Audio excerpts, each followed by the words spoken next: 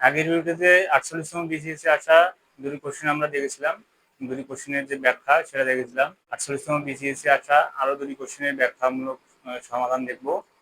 প্রথম কোশ্চেনটি হচ্ছে log 2 plus log 4 plus log 8 plus after dot dot একটি ধারা দেওয়া আছে।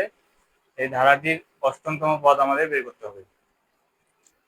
তো প্রথমে আমাদেরকে ধারা বুঝতে হবে যে আসলে গুণোত্তর আকারে আছে নাকি সমান্তর আকারে আছে। ধারা তো মূলত দুই প্রকারের হয়, সমান্তর ধারা অথবা গুণোত্তর ধারা।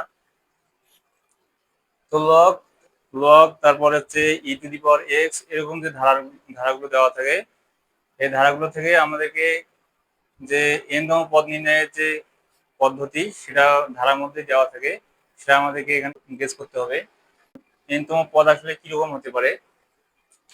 ধারাটিকে যদি আমরা একটু সাজিয়ে লিখি, লগ 2 প্লাস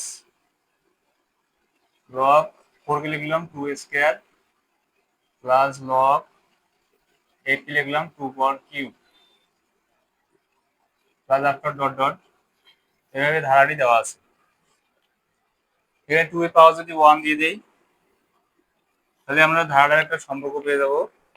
সম্পর্কটি হচ্ছে প্রথম পদের জন্য লগ 2 পাওয়ার 1, এরপরে দ্বিতীয় পদের জন্য লগ 2 পাওয়ার 2, এরপর লগ 2 পাওয়ার 3, এরপরে লগ 2 পাওয়ার 4। এখানে পদ যতটি হচ্ছে এই 2 এর ঘাতও তত হচ্ছে। এখানে প্রথম পদ, তার জন্য এখানে 1, এখানে দ্বিতীয় পদ 2 পাওয়ার 2, এখানে তৃতীয় পদ, তার জন্য 2 পাওয়ার হচ্ছে 3। তার মানে এখানে যে আর্গুমেন্ট 2 এটি চেঞ্জ হচ্ছে না, চেঞ্জ হচ্ছে উপরে যে পাওয়ার 2 এর পাওয়ার সেটি চেঞ্জ হচ্ছে। এটি কিভাবে চেঞ্জ হচ্ছে? এটি পদ যত হচ্ছে পাওয়ারও তত হচ্ছে। প্রথম পদের জন্য পাওয়ার 1, দ্বিতীয় পদের জন্য 2, তৃতীয় পদের জন্য 3, এরপরে চতুর্থের জন্য হবে 4। ঠিক এইভাবে যদি আমরা এন-তম পদটা নির্ণয় করতে যাই এই ধারার, log 2 পাওয়ার 1 প্লাস log 2 পাওয়ার 2 প্লাস log 2 পাওয়ার 3 প্লাস log 2 পাওয়ার এখানে 4 আফটার ডট ডট। যদি n-তম পদ বের করতে চাই তখন হবে log 2 পাওয়ার n। কারণ আমাদের আর্গুমেন্ট 2 এখানে চেঞ্জ হচ্ছে না এক ক্ষেত্রেও, শুধুমাত্র উপরে যে পাওয়ার আছে সেটা পদ সংখ্যা অনুযায়ী চেঞ্জ হচ্ছে। তো n-তম পদের জন্য যে ধারার যে পদটা হবে সেটা হবে 2 পাওয়ার n, log 2 পাওয়ার n। এখান থেকে আমরা এখন অষ্টম পদটা বের করতে পারি। তাহলে অষ্টম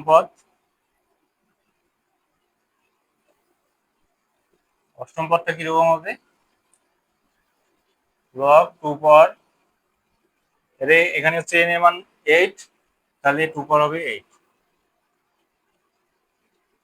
log 256। এটা হচ্ছে এই ধারাটির অষ্টম পদ। এর পরের যে কোশ্চেন সেটি হচ্ছে log 10 power x is equal -3 হলে x এর মান কত? এখান থেকে আমাদের x এর মান বের করতে হবে। এখানে লগ আকারে দেওয়া আছে, লগকে আমাদের সূচকে পরিণত করতে হবে, সূচকে পরিণত করার পর আমাদেরকে x এর মান বের করতে হবে। তো লগ এবং সূচকের মধ্যে একটা সম্পর্ক আছে, সেই সম্পর্কটি আমাদেরকে বুঝতে হবে। প্রথমে আমরা যদি লগ বুঝতে চাই,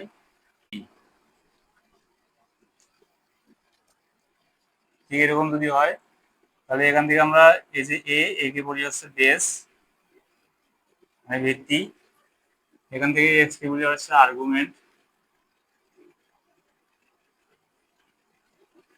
এবং এখানে যে বি আছে সেটাকে বলি পাওয়ার। লগের এ হচ্ছে বেস ভিত্তি, এক্স হচ্ছে আর্গুমেন্ট এবং বি হচ্ছে পাওয়ার।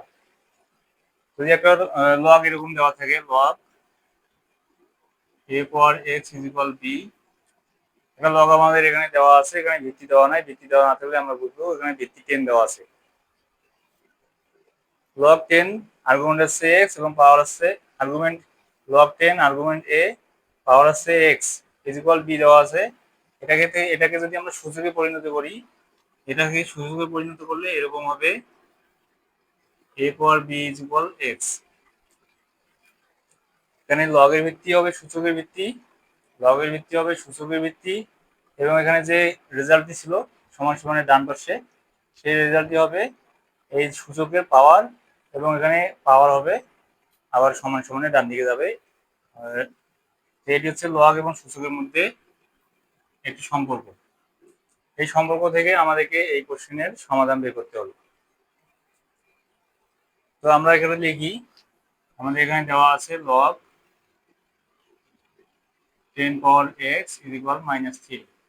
এটাকে যদি আমরা সূচকের সম্পর্ক আকারে লিখি, তাহলে এখানে লগের ভিত্তি হচ্ছে 10, তাহলে সূচকের ভিত্তি হবে 10,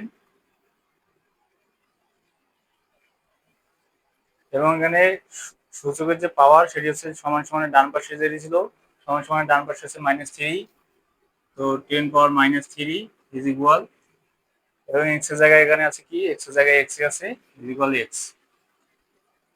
এটা যদি আমরা লিখি 1/1000 হবে, 1/10 কিউব, 1/10 কিউব মানে 10 কিউব মানে হচ্ছে 1000